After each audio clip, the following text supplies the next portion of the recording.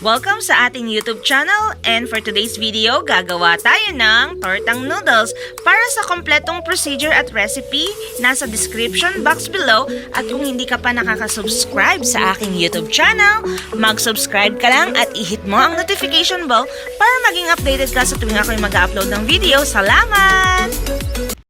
I'm Elsa and welcome back to my YouTube channel.